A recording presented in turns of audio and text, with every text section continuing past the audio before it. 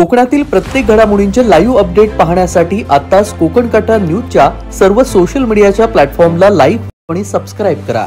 सर्वप्रथम वंदनीय हिंदुत्व सम्राट बाळासाहेब ठाकरे मी त्यांच्या स्मृतीचं अभिवादन करतो।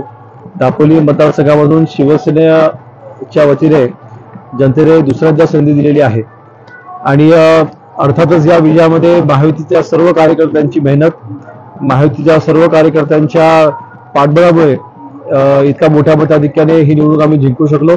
तर सगळ्यांचे मनापासून आभार मानतो।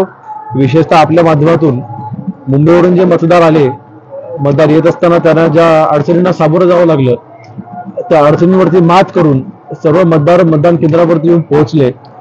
अनेक आमच्या महिला भगिनी लहान बाळांना घेऊन 15-15 तास गाडीचा प्रवास करून त्या आल्या। अनेक आमचे बांधव माझे भावासारखे असले माझे कार्यकर्ते माझ्या प्रेमापोटी बाईकवरती ट्रिपल सीट 4 सीट वरती रिक्षा ट्रेन ज्या माध्यमातून पोहोचता येईल त्या माध्यमातून पोहोचले आणि त्यांनी मतदान केलं। या सगळ्यांच्या मेहनतीमुळे आज हा विजय आम्हाला प्राप्त झालाय। सगळ्यांचे मी मनापासून आभार मानतो। शिवसैनिक हा जागृत आहे, ह्या निवडणुकीच्या निकालाच्या निमित्ताने पाहायला मिळतंय। शिवसैनिक हा वंदनीय बाळासाहेब ठाकरे यांच्या विचाराने प्रेरित आहे, हे आजही पाहायला मिळतंय। दापोली मतदारसंघाचा नव्हे तर महाराष्ट्राचा निकाल ह्याचं उदाहरण म्हणून आपल्याला